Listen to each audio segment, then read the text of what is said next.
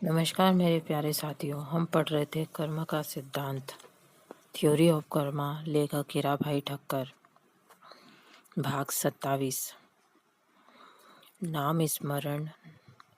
राम नाम का जाप प्रारब्ध भोगने में क्या मदद करता है। लेखक इसमें बताते हैं कि भगवान का नाम लेने से क्या मदद मिलती है जीवन जीने में। इष्ट देव का स्मरण जाप जीव को प्रारब्ध भोगने में बहुत मदद करता है। लेखक कहते कि इष्ट देव का जाप, इष्ट देव या कुल देवी देवता का जाप, या जिस भी ईश्वर पर आपको श्रद्धा है उनका जाप करने से प्रारब्ध भोगने में बहुत मदद मिलती है। ऐसा शास्त्रों में भी है और संतों ने भी कहा गया। संत लोग भी कहते हैं। संत कहते हैं कि राम नाम का स्मरण या जाप संसार चक्र में फंसे जीव को भव सागर से मुक्ति दिला देता है।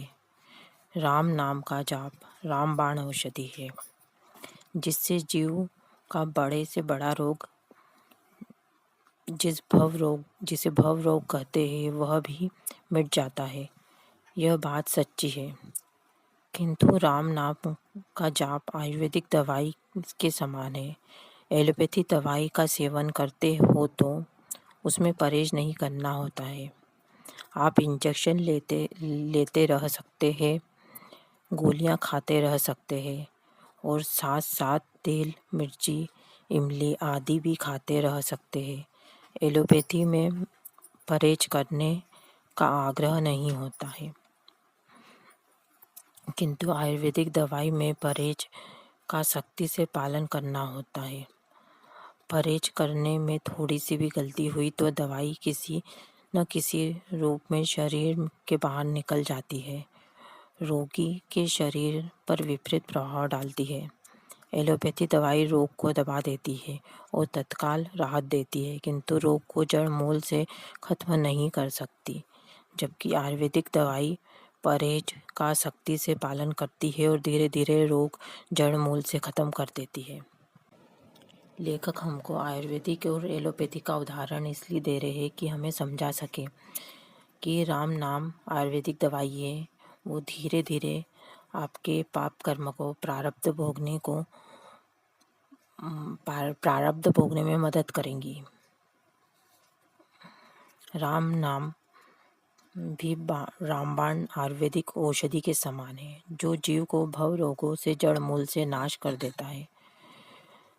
यहाँ पर केवल राम नाम की बात नहीं की गई है। यहाँ पर कोई भी आपको जिस किसी भी ईश्वर में श्रद्धा हो, आप उनकी भी भक्ति कर सकते हैं और जीव को फिर से प्रारब्ध भोगने के लिए जन्म मृत्यु के चक्कर में नहीं पड़ने देते हैं, उसे मोक्ष की प्राप्ति करवाते हैं। मतलब भगवान के नाम का सहारा लेकर हम मोक्ष की प्राप्ति कर सकते हैं, किंतु यह औषधि का सेवन करने में परहेज का सख्ती से पालन करना चाहिए। लेखक कहते हैं कि राम नाम जपने में भी कुछ परहेज, कुछ नियम है, उसका सख्ती से पालन करना चाहिए। एक भक्त कवि ने परहेज की सूची दी है। लेखक ने परहेज बताया है कि राम नाम लेते रहे और ऐसे काम ना करे, किसी से असत्य ना बोलना, किसी से असत्य ना बोले, किसी की निंदा ना करे, स्वयं की प्रशंसा ना करे, कोई व्यसन ना करे, पराये धन को पत्थर समान मानकर उसे कदापि न छूना, पर स्त्री को माता मानकर उस पर कदापि कुदृष्टि न डालना। इतना भजन करता हूँ मैं, कितनी भगवान की सेवा करता हूँ मैं, कितनी भगवान की पूजा पाठ करता हूँ, ऐसी बातें नहीं करनी चाहिए। मैं बड़ा हूँ, सबको मेरी पूजा करनी चाहिए, ऐसा अभिमान भी नहीं करना चाहिए। ये 8 परहेज लेखक ने बताए हैं कि भगवान का नाम लेते समय लेते रहो और ऐसे ये परहेज करते रहिए। इस भक्त कवि ने परहेज की बड़ी सूची दी है। उसके थोड़े से ही परहेज ऊपर दर्शाए गए हैं। यह सभी अथवा इनमें से एक भी परहेज कठोरता से करे तो व्यक्ति को नाम के जाप से औषधि में इतना लाभ देंगी कि उसे प्रारब्ध भोगने में मदद मिलेंगी। लेखक कहते हैं कि अगर आप ये परहेज करते हैं तो आपको प्रारब्ध भोगने में बहुत मदद मिलेंगी।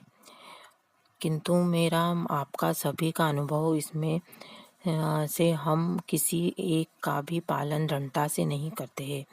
इस संपूर्ण जगत में उपरोक्त परहेज का पालन करने वाला करोड़ों जीवों में कोई एक ही होगा। अगर परहेज नहीं होता है तो सारा जीवन राम नाम लेते रहे या भगवान का नाम लेते रहे और लिखते रहे तो भी निरर्थक है। लेखक का कहने का मतलब है जैसे कि अगर आप असत्य बोलना, झूठ बोलना, निंदा करना, खुद की प्रशंसा करना, व्यसन करना, पर स्त्री पर कुदृष्टि डालना, पराये धन को अपना समझना, ऐसा करते रहे और भगवान का नाम लेते रहे तो ये सब भगवान का नाम लेना निरर्थक है, मिथ्याचार है, उससे नुकसान पहुँचेगा आपको।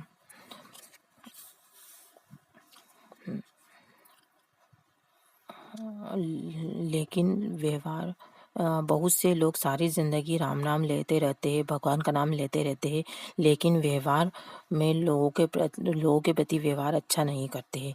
ये गलत बात है। तिलक भक्त कवि यानी लेखक आगे एक अन्य जबरदस्त परहेज बताते हैं। मैं हरि का हूँ, हरि मेरे रक्षक है, यह भरोसा नहीं मिटना चाहिए। जो हरि करेंगे वह मेरे हित के लिए ही करेंगे, ऐसा दृढ़ निश्चय रखना चाहिए। मेरे प्यारे साथियों, भाग 27 यहीं पर ख़त्म हुआ। अगर बुक सुनाते समय मुझसे कोई गलती हुई हो, कोई भूल हुई हो तो मुझे क्षमा कीजिएगा। मैं ईश्वर से प्रार्थना करती हूँ कि आप लोग हमेशा स्वस्थ रहे, मस्त रहे, खुश रहे। मेरे प्यारे दोस्तों, मुझे सुनने के लिए आपका दिल से बहुत बहुत बहुत बहुत धन्यवाद।